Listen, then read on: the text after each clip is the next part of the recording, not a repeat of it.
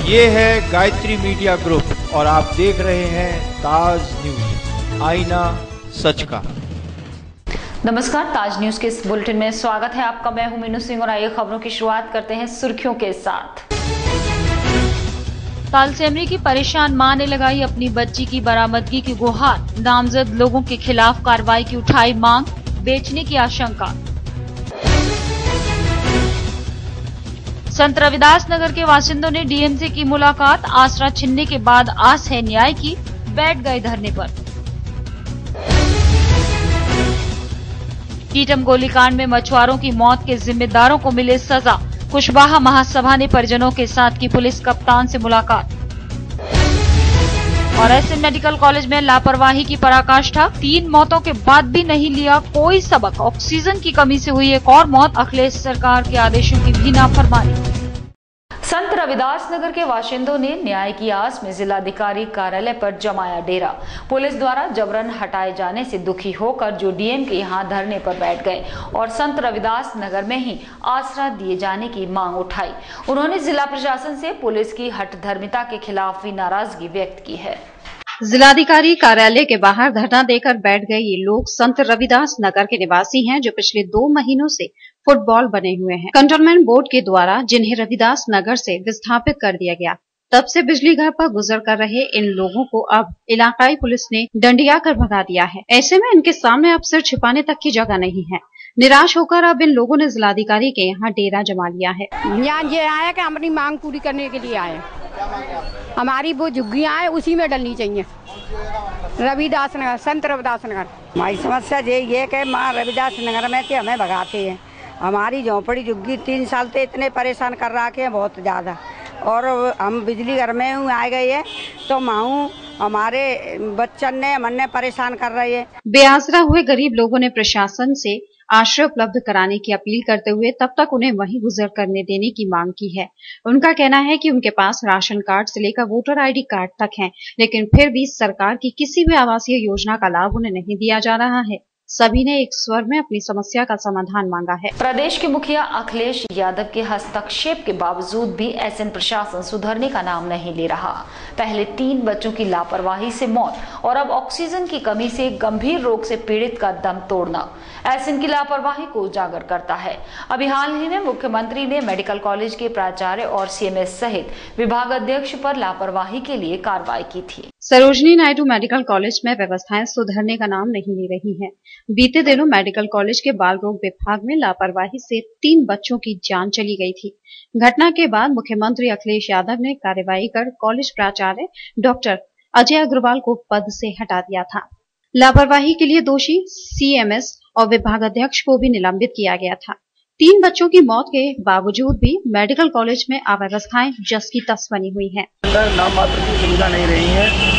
आज प्रदेश के अंदर समाजवादी पार्टी की सरकार है और प्रदेश के मुखिया कोई भी व्यवस्था नहीं कर पा रहे हैं। 7 वर्ष के 3 बच्चों ने भी दम तोड़ दिया। कल एक मरीज ने भी दम तोड़ दिया। एक मरीज भी कल मर गया। उसके बावजूद भी अभी छोटा सा फेरबदल कराता है संघ के अंदर, उसके बावजूद भी वहाँ पर कोई इस प्रकार की सुविधा नहीं है कि मरीजों को सुविधा मिल सके। ऑक्सीजन नहीं मिल पाता है और अनेक प्रकार की सुविधा नहीं मिल पाती है। इससे पहले भी बीते दिन कैंसर से पीड़ित रोगी की ऑक्सीजन न मिलने से फिर से मौत हो गई। नए प्राचार्य के पदभार ग्रहण करने के बावजूद चिकित्सक और पैरामेडिकल स्टाफ मनमानी पर उतारू है। एसएन मेडिकल कॉलेज में रात्रिकालीन चिकित्सा सेवा प्रशिक्षु चिकित्सकों के हाथ में रहती है। जूनियर डॉक्टर्स अक्सर मरीज और तीमारदारों के साथ बदसलूकी करते हैं। कई बार तीमारदार और जूनियर डॉक्टर्स के बीच मारपीट तक हुई है। हैरत की बात तो यह है कि मुख्यमंत्री की कार्रवाई के बाद भी जिम्मेदार लोगों को कतई खौफ नहीं है।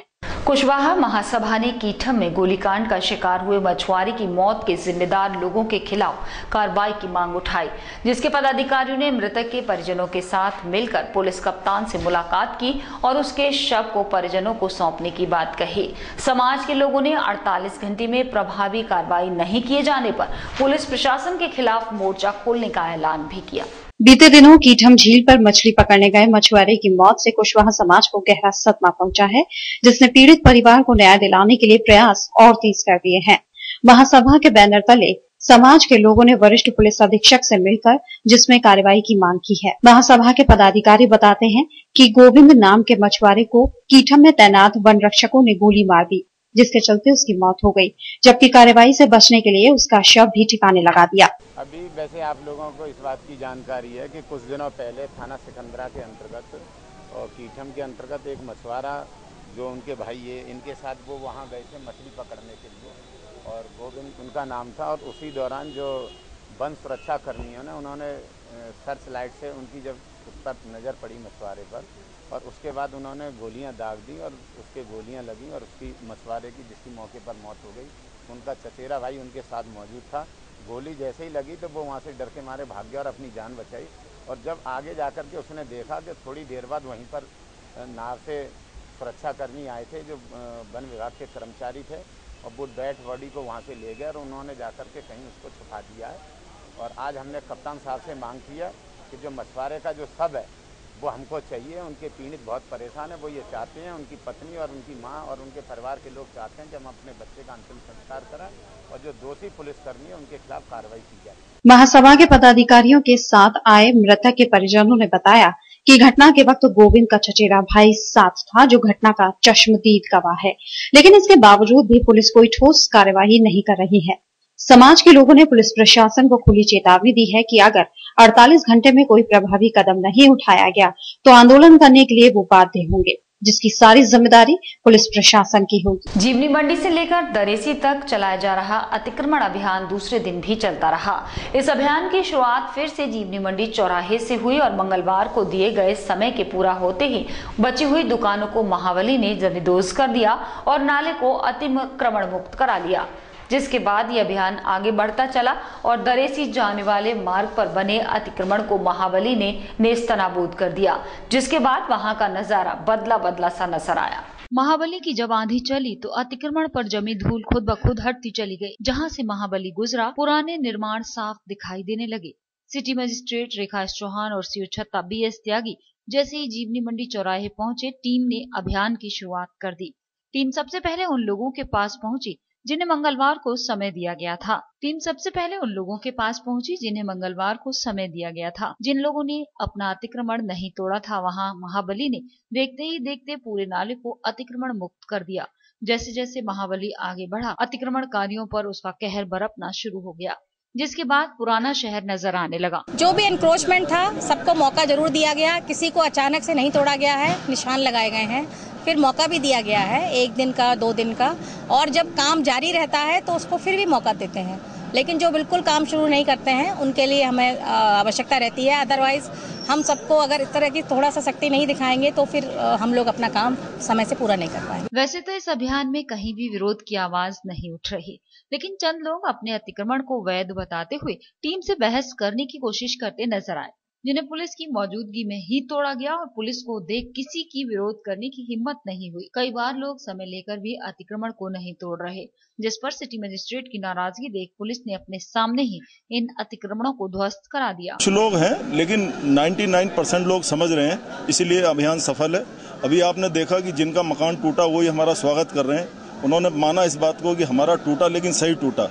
तो ये एक बहुत बड़ा उदाहरण है कि लोगों को ये आभास हो, ये इस बात का वो हो कि जो भी अभियान चला रहे हैं, जो प्रशासन कर रहा है वो सही कर रहा है। जहां अतिक्रमण ज्यादा होता है वहां निगम की महाबलियों की संख्या बढ़ा दी जाती है। इस बार भी निगम के 3 महाबली एक साथ जब अतिक्रमण पर टूटे तो नजारा देखने लायक था। गुरुवार को भी इसी रोड पर अभियान चलाया जाना है। जो बचे अतिक्रमण हैं उन्हें अगले चरण में ध्वस्त किया जाएगा। रक्षाबंधन के त्योहार पर आधे शहर को पानी की बूंद बूंद के लिए मोहताज होना पड़ेगा। सिकंदरा जलकल विभाग की पाइपलाइन लीक होने की वजह से आगामी 4 दिनों तक जलापूर्ति बाधित रहेगी। त्योहार से ठीक पहले पानी की इस मुसीबत से शहरवासियों का गुस्सा चरम पर है। सिकंदरा जलकल विभाग की बड़ी लाइन में फॉल्ट होने की वजह से आगामी 4 दिन तक जलापूर्ति बाधित रहेगी। सिकंदरा जलकल से आपूर्ति होने वाले शहर के कई इलाकों में पानी नहीं पहुंचेगा। रक्षाबंधन के त्योहार से ठीक पहले पानी की समस्या शहरवासियों के लिए मुसीबत बन सकती है, यानी अब आधे शहरवासियों को त्योहार पर पानी की किल्लत से जूझना होगा। उसी बात, रक्षाबंधन सबसे बड़ा हिंदुओं का त्योहार है और अगले दिन इतवार भी पड़ेगा और पानी की इतनी समस्या है सब बच्चों के लिए, मान लो चार दिन नहीं मिलेगा तो बड़ी समस्या का सामना करना पड़ेगा। ऊपर से लाइट और कटौती हो रही है ऊपर से, और 4 दिन बाद रहेगी समस्या, बड़ी दिक्कत आएगी। ऐसे में इन लोगों को किस तरह के इंतजाम करें? भाई कहिए टैंकरों से पानी सप्लाई करना चाहिए, बस्तियों में जाके जब कर रहे हैं तो जाना चाहिए पानी के लिए। एक पानी है, पानी के बिना जीवन नहीं है, और आप लोगों ने 4 दिन के लिए पानी की कटौती की है, उसके लिए आपने क्या इंतजाम किया? जहाँ विद्यालय चल रहे हैं वहाँ क्या सुविधाएं दी हैं? ना पानी का टैंकर आता है, ना कुछ होता है। कैसे घरों में पानी नहाने के लिए चाहिए, पीने के लिए चाहिए, खाना बनाने के लिए चाहिए, समाज क्या करे, जनता कहाँ जाए? और त्योहार का टाइम है। जलकल विभाग ने आपूर्ति बाधित रहने की सूचना देकर आगामी 4 दिन में जलापूर्ति सुचारू करने के दावे किए हैं। गौरतलब है कि सिकंदरा वाटर वर्क से आवास विकास, लोहा मंडी, शाहगंज सहित आधे शहर में जलापूर्ति की जाती है। त्योहारी सीजन पर पानी की समस्या से शहरवासियों में बेहद आक्रोश नजर आ रहा है। स्कूल संचालकों को सैकड़ों बच्चों के लिए पानी की किल्लत का डर सताने लगा है। और इसी के साथ रुक रहे हैं एक छोटा सा ब्रेक लेने के लिए।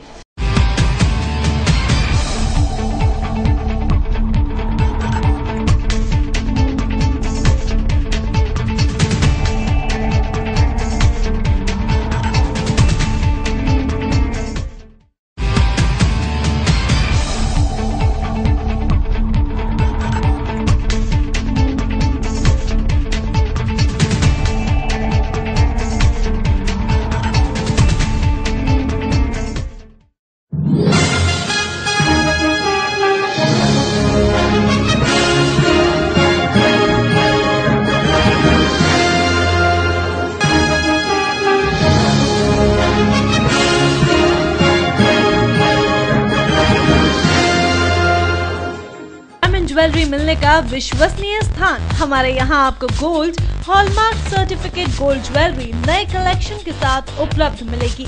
संपर्क करें Shri Balaji jewellers, Fortune Tower near Kargil petrol pump, Agra. Phone number 9719333563 और 9759333992।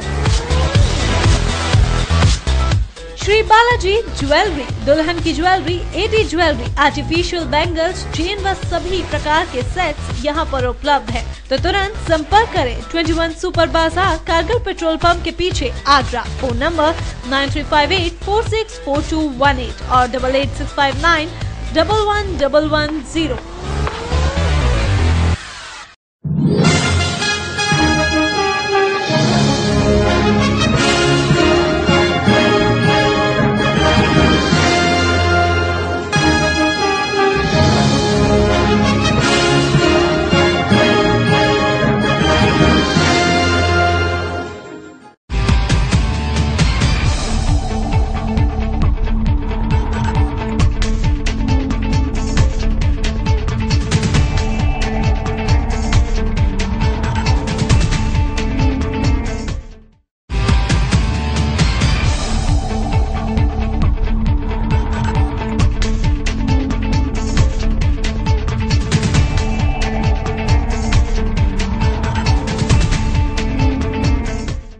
मुख्यमंत्री की प्राथमिकता वाली योजनाओं की समीक्षा बैठक में कई विभागों को सुननी पड़ी डीएम की फटकार, जिनकी प्रोग्रेस रिपोर्ट से जिलाधिकारी नाखुश दिखे। उन्होंने संबंधित विभागों की बारी बारी से क्लास ली और शासन की महत्वाकांक्षी योजनाओं में कतई लापरवाही न बरतने की हिदायत दी। प्रदेश के मुखिया अखिलेश यादव की महत्वाकांक्षी योजनाओं की प्रगति जानने के लिए जिलाधिकारी सभागार में बैठक बुलाई गई। जनपद के डीएम पंकज कुमार ने जिसकी अध्यक्षता की। बैठक के दौरान मौजूद विभिन्न विभागों के अफसरों से जिलाधिकारी आख्या मांगी और कामों की समीक्षा की। जिलाधिकारी के तेवर देख हालांकि अफसरों के पसीने छूट रहे थे। डीएम ने सभी लोगों से अपने निर्धारित कामों के बारे में पूछताछ की।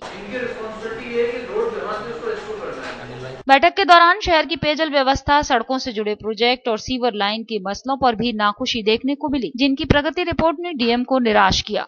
उन्होंने कई लोगों से स्पष्टीकरण मांगा और वहां मौजूद अधिकारियों को शासन की सख्ती से वाकिफ कराते हुए ढिलाई न बरतने की चेतावनी दी। पहली बार आयोजित हुई आगरा कॉलेज की प्रवेश परीक्षा विवादों में घिरती नजर आ रही है।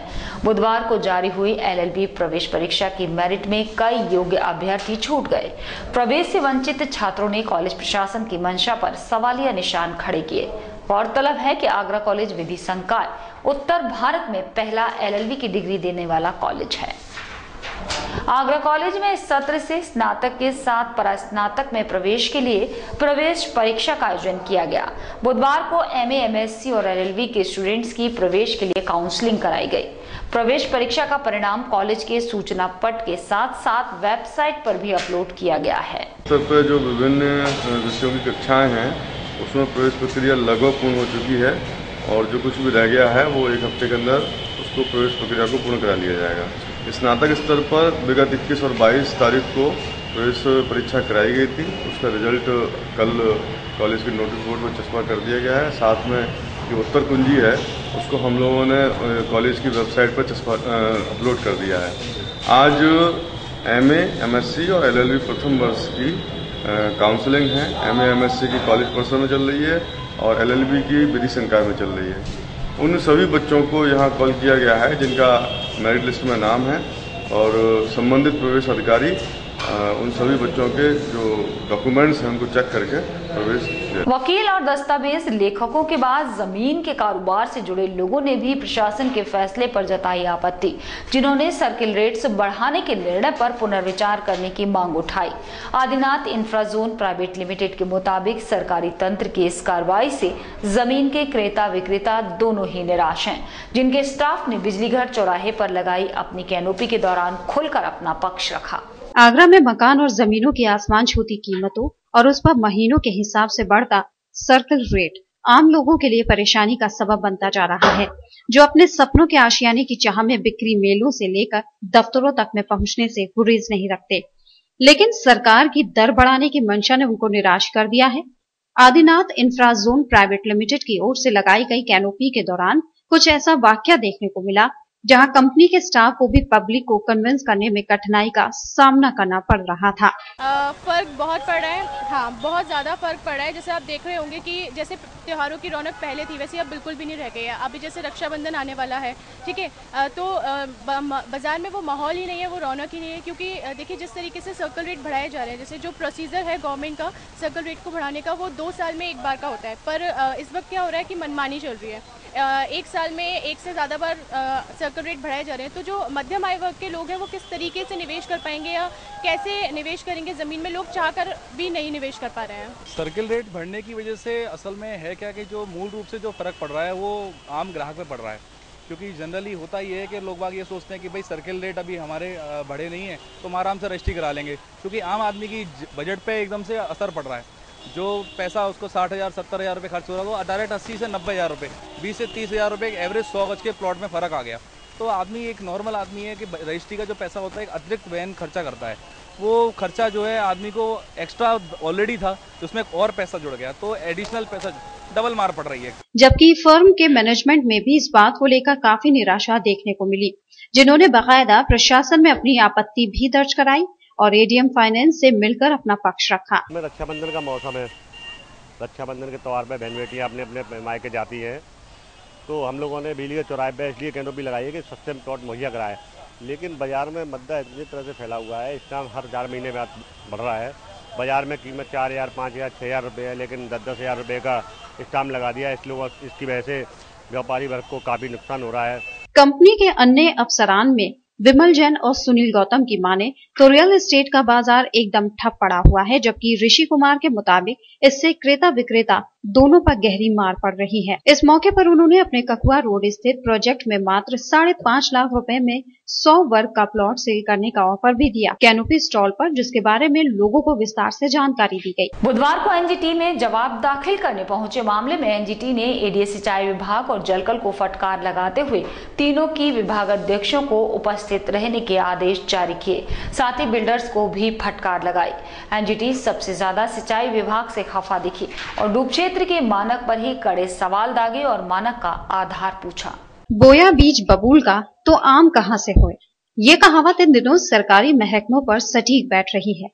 जी हां, हम बात कर रहे हैं डूब क्षेत्र में हुए निर्माणों को लेकर सख्त हुई NGT, जो जल निगम, जल संस्थान, नगर निगम, ADA और सिंचाई विभाग के कारनामों पर सख्त नजर आ रही है। NGT ने शुरू से ही डूब क्षेत्र में हुए निर्माणों को लेकर सवाल उठाए थे, जिसमें अलग अलग विभागों ने अपने जवाब दाखिल किए जिसकी सुनवाई लगातार जारी है। सूत्र बताते हैं कि इसी क्रम में बुधवार को जब ये सभी विभाग अपने जवाब के साथ एनजीटी पहुंचे तो एनजीटी ने फटकार लगाते हुए सभी विभागों के विभागाध्यक्षों को हाजिर होने के आदेश जारी किए, जिसके बाद उनसे ही सवाल जवाब किए जाएंगे। इतना ही नहीं, एनजीटी की नाराजगी सबसे ज्यादा सिंचाई विभाग पर देखने को मिली।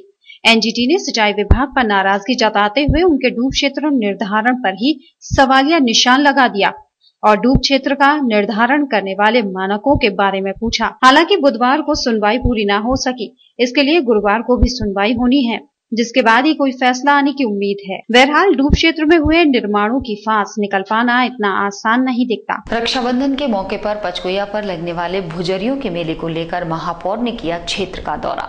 महापौर का कहना था कि मेले से पहले सभी व्यवस्थाएं पूर्ण कर ली जाएंगी। साथ ही मेला कमेटी ने बताया कि पहले दिन मेला और दूसरे दिन सांस्कृतिक कार्यक्रम का आयोजन किया जाता है, जहां बड़ी संख्या में लोग मेला देखने आते हैं। पचकुया चौराहे पर एक ऐतिहासिक भुजरियों का मेला परंपरागत तरीके से होता आया है अब तक, और उसको यहाँ की बाजार कमेटी, जिनका मैं शुक्रिया अदा करना चाहूँगा, और उसके अध्यक्ष मुनीन्द्र यादव ने, हमारे समाजवादी पार्टी के नेता, तो उन्होंने परंपरागत तरीके से अभी तक उस मेले को कायम रखा है। तो तमाम लोग आगरा शहर से बाहर को उस मेले को देखने आते हैं, और उसी मेले के तहत यहाँ प्रतिवर्ष हम यहाँ ये सारी व्यवस्था करते हैं, लाइट की, सफाई की, रोड की, सीवर की। प्रत्येक साल ऐतिहासिक भुजरिया मेले का आयोजन रक्षाबंधन पर्व पर आयोजित होता है। इस बार रक्षाबंधन वाले दिन 29 तारीख और 30 तारीख को कार्यक्रम रहेगा। 30 तारीख को सांस्कृतिक कार्यक्रम यहाँ पर आयोजित किए जाएंगे। उसी मेले से तैयारी संबंधित आज अधिकारियों ने और आगरा के मेयर इंद्रजीत आर्य ने, समाजवादी पार्टी के महानगर अध्यक्ष रईसुद्दीन जी ने यहाँ पर दौरा किया है। शहर में चलाए जा रहे अतिक्रमण अभियान को लगातार शहरवासियों का सम्मान और सहयोग मिल रहा है, तो वहीं सिटी मजिस्ट्रेट रेखा एस चौहान का सम्मान होने का सिलसिला भी लगातार जारी है। अभियान के दौरान जैसे ही सिटी मजिस्ट्रेट रेखा एस चौहान बास दरवाजा पहुंची, यहाँ के दुकानदारों ने टीम का माला पहनाकर जोरदार स्वागत किया, तो वहीं दिल्ली से सिटी मजिस्ट्रेट रेखा एस चौहान से मुलाकात करने आई युवती बेहद खुश नजर आई और उनके काम को जमकर सराहा। सम्मान पाना किसे अच्छा नहीं लगता, लेकिन जब विरोधी सम्मान करने लगे तो खुशी दुगुनी हो जाती है। कुछ ऐसा ही देखने को मिला जब अपने अभियान के दौरान बास दरवाजा बेलनगंज पर सिटी मजिस्ट्रेट रेखा एस चौहान का टीम के साथ माला पहनाकर जोरदार स्वागत किया गया। सम्मान पाकर खुशी का इजहार करते हुए सिटी मजिस्ट्रेट रेखा एस चौहान का कहना था कि जब सम्मान मिलता है तो अच्छा लगता है। लोगों का सम्मान हमें नई ऊर्जा प्रदान करता है। अभियान बहुत अच्छा चल रहा है और पूरे जन सहयोग से चल रहा है।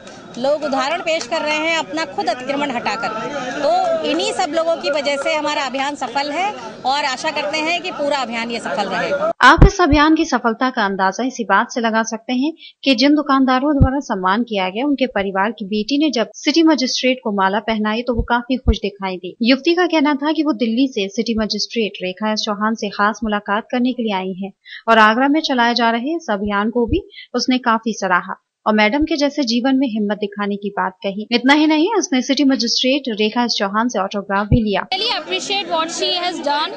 I'm really happy और मुझे I get very motivated when a woman empowerment को देख करके मुझे बहुत ही अच्छा लगता है और मैं मोटिवेट भी होती हूँ।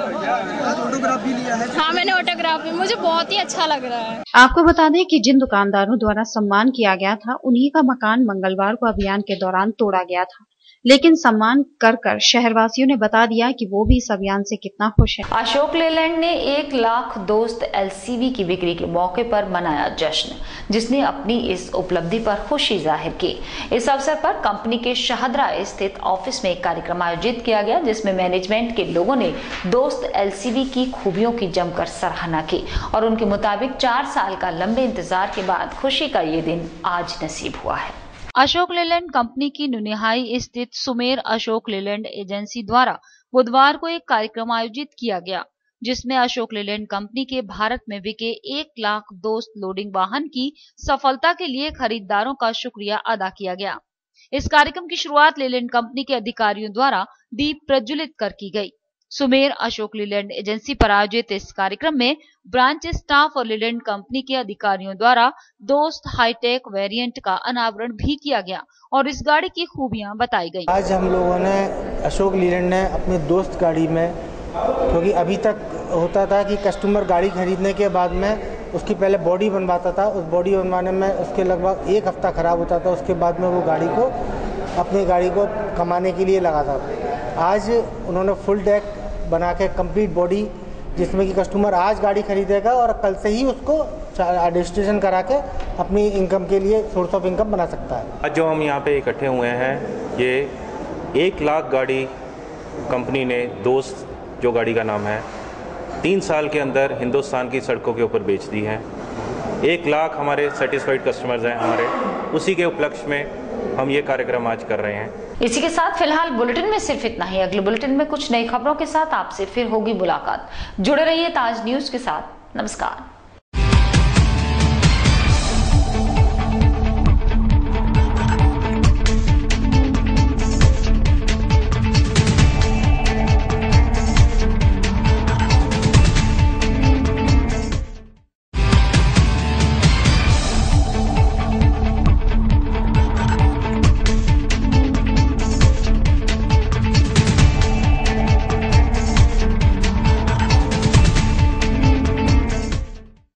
ये है गायत्री मीडिया ग्रुप और आप देख रहे हैं ताज न्यूज, आईना सच का।